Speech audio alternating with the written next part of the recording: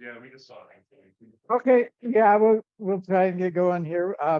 You know, thanks a lot, Miles, for going over there. Miles mentioned how, with marijuana has gone from what, like $4,000, 400, yeah, 400 per pound down to, or no, it was 4,000 and it's gone to 400, yeah. Strawberry Per Creek, pound. California, he's looking at cannabis going into strawberries. Yeah.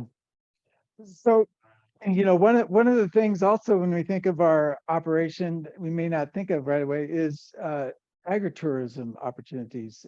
And why agritourism? You might think of, okay, this is one way to kind of merge something into our enterprise that's maybe not so dependent on weather, hail or different things. Um, you know, and tourism has risks too, but it's a lot more diversified than, like, say, having sheep and cattle when you're just grazing out there the same. The other reason is it's an industry that's growing, and I'll show you to where, instead of going from uh you know 4,000 down to 400, it's just done the opposite in terms of total expenditures. That, not just saying that per se, but it is growing a lot. Also, if you're nearby a tourist attraction, that's another reason to consider agritourism. And also, the other reason, maybe think about it, is there's a lot of horses around in in small farms in particular, and that agritourism is one way to kind of get horses to maybe pay for some of their keep in terms of some things that are going on. When you think of activities, horseback rides are something that's really popular. This is just a publication that came out from Economic Research Service. It's talking about the benefits of agritourism to rural communities, and we'll look at some of the factors here behind that. But just in terms of total revenues with agritourism, this goes uh, back to like 2002 up to 2017. So over, like, 15 years. But even after adjusting for inflation, we've gone from, having like 300 million in agritourism to almost upwards of a billion, you know. So, what is behind some of this growth? Well, we'll look at some of the reasons, I think, why some of this is growing and some of the platforms you might look at as well. But right now, I want to just look at some of the characteristics of the farms that have tourism on them. This is a publication that just came out recently here, and they looked at farms that have agritourism on them versus those that don't.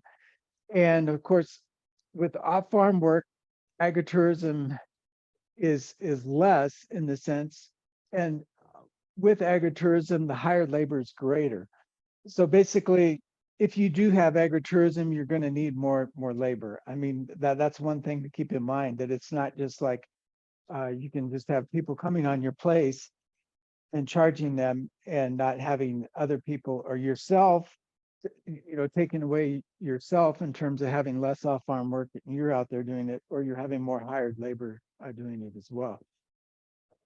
The other thing, of course, is that being connected to social media marketing, computer use, all that, much greater on the agritourism. What was interesting, though, was I thought was that they didn't find any difference in terms of your land size, the capital that you had between the agritourism and the non-agritourism farms. Basically, they'd be kind of similar. So indicating that whether you're small or large, you probably have an equal shot and maybe considering some of the agritourism opportunities. Also, age of the operator, sex, race didn't have any difference as well. And I think, more of it probably has to do with the personality than the age, right? Because, whether you're old or young, if you have kind of an extrovert kind of personality and you like to visit about your operation and whatnot, that's more important than, whether you're younger or older for the most part here. The other thing, and another study they found was that in terms of being close to natural amenities like a natural park, like say for the Grand Canyon, being 1 hour closer translated to about $2,100 more in agritourism revenues, other things being equal. So being close to something that is an attraction tends to complement agritourism on the farm. Those farm kind of visits, they're kind of the same crowd of people.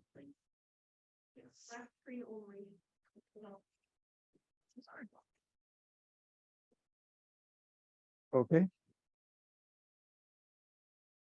So are we good there, or they're not sure what's going on, huh? Might be one person. One person said that. So we can just reshare this so that. Okay. Okay. Well, hopefully you'll be able to see here the slides here.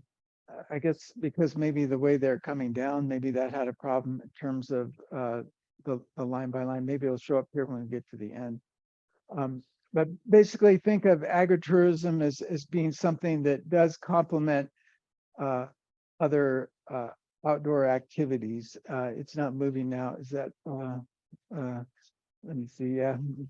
So one and then okay. Let's move on. So I guess here we might think of, how close are we to this view here of the Grand Canyon? Okay. Well, nobody here is really this close. Why? Because, well, this view is taken from the North Rim, right? So you have to think about, okay, well, we have the South Rim, but, we're still a fair bit of ways from the Grand Canyon. But, there's a lot of areas in Northern Arizona here, north of here in particular, that do get to be closer to where they're within that, like an hour or two of the park. And that's something to think about. So finding, I think, some of your agritourism opportunities are kind of like trying to identify, something that's almost hiding out there. So this is an elk right here, I can tell you. So what's in the red circle? Huh? Baby. A baby? No. Huh? It's really hard to see. You can kind of make it out right there. Blow it up, but yeah, I see it's a mountain lion. See that? See, in that. See, right? See right there. That. So it just shows how sometimes opportunity may be there, but you just don't see it. And I'm going to just go through a few platforms here kind of quickly to just show some possibilities that might be out there, I guess, thinking, from agritourism. Maybe they're sitting right there and you just haven't seen them, So Harvest Host, this is a place where they have a website here, and they connect the RV travelers basically with the small businesses. So the idea is for somebody to park their RV, there's no charge. So to park on your farm, you would have them with no charge, but then you would make money off them through the services that you might sell. So like, say you even had hookups, then that would be something that you could charge for. But the idea is that if you're going to compete with, like, say, Walmart has free parking as well, right? Not all of them, okay, but there's a lot of places where you can just park without having any hookups or anything. So the idea is that as with Harvest Host is that you would get these RVers to come to your place, have a place to park, for free with nothing, but then they will patronize you in terms of, whether you're selling eggs or whatever you might be selling. And they found that, that they do tend to patronize quite a bit the hosts that are there. This shows, I guess, in terms, they currently have over 4,500 different hosts around the 48 states. And this just shows a little breakdown here in terms of what's available here in Arizona. You can see there's a lot of the blue here, museums and attractions. The farms here are the kind of the purple part. There's a few, but not too many. But there's some wineries around as well. You can imagine that's a more maybe a good mix in terms of the sense that if somebody parks there and then they buy, a couple $100 of wine, that gives you a pretty good customer there in terms of, you have high value product there that you can sell a few items of. So just keep this in mind. If you want any more, there's this QR code here, harvesthost.com /host. This is all in your flash drive as well as possibility, but this is one way you might get started. That's not, kind of a small baby step in the sense that you just have to kind of be available, have it known where they would park. Obviously, if you had hookups, then you could start charging for the hookups, and that's an add-on there that you could have there. Another place that's out there now is called Hip Camp. Anybody heard of Hip Camp?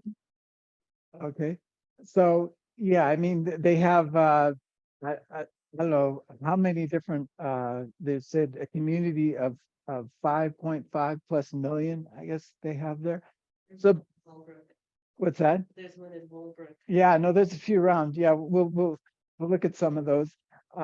So I guess the one thing to think about in terms of is your area appropriate, you have to think about one, having a toilet, because either you have to have a toilet or else they have to bring their toilet in terms of if they have like an RV or something.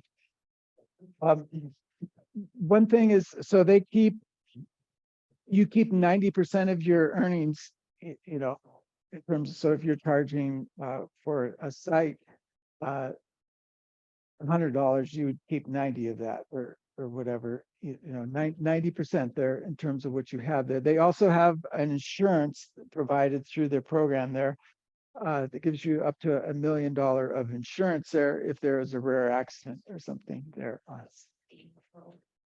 Okay, yeah, so that's one of the things they hopefully would help you fit into, but they recommend that most of the campsites here are fairly remote, because they've found that you don't want to have a campsite that's right in town or right by neighbors or whatnot. So if you have multiple campsites, you want to think about having a campsite that are fairly separate from each other, because privacy is something that they tend to pay for, especially like if you had a pond or something and a campsite where you might be able to have a group of campers there. That I guess they'll pay up to $200, $300 a night, if there's enough facilities around there for a fairly large group or whatnot. So the other thing they provide is, the calendar management software in terms of kind of syncing everything. But I mean, I guess this is a way to kind of get started with something that you're just providing more of a campsite there for recreationists to come and stay at. Related, kind of maybe the next level up maybe is Tenter.com. Has anybody heard of Tenter.com? So this just shows there's a few places around here in the area here, Snowflake. This is up in the petrified forest. They're getting anywhere from $20 to like $60 here for Tenter.com site. But one thing about Tenter though, they have what they provide this as part of their campsite. Okay, so if you do the signature campsite here, which they have professionals come out and set this all up and then provide that. Okay? So they do they take 20% of what is charged basically for that.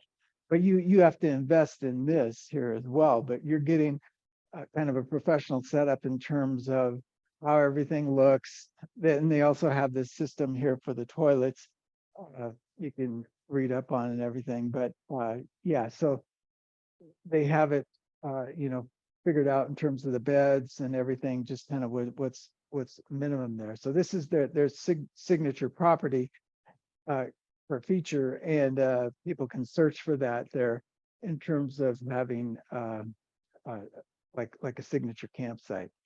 So that investment there was $7,500 here for this year, and I guess they have a $4 million commercial liability there.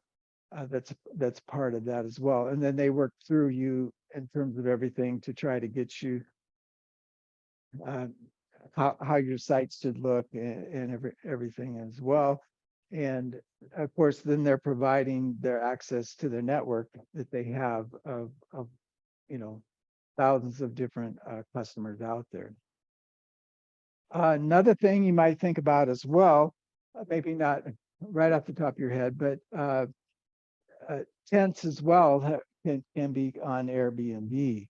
And Airbnb is somewhat similar in the sense that they do, 80% of, or you get to keep 80% typically of what you have there. I guess Airbnb probably has maybe a larger network in terms of just customers looking and whatnot. These are just some examples on the farm, but the one thing I picked out here on their website in terms of what they indicate that people like about being a guest on the farm is meeting farmers and ranchers, interacting with animals. So if you have some goats, something, that might be, animals, smaller animals that they can interact with.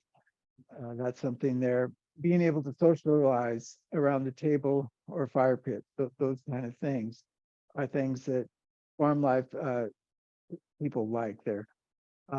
Also, in terms of if you have anything related to tastings, from the farm there, that's always a plus as well. So, I mean, this is probably another level up. Maybe, if you have a yurt and everything all on a certain place, on your place, but you have to think about first off, I guess, is what kind of traffic do you have in your area? Up here, I know a lot of people go to make it to Sholo, right? And then that's their destination, right? Or Pine Top, So I mean, you have to think about how can you get them over here to Snowflake, maybe.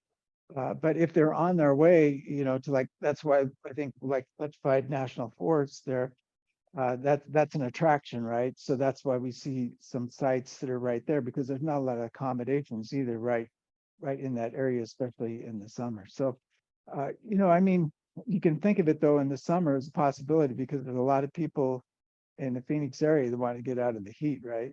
So I mean, if you have the right amenities, something that's a little unique and different, maybe it's just shade and water are always, big attractions if you think about it.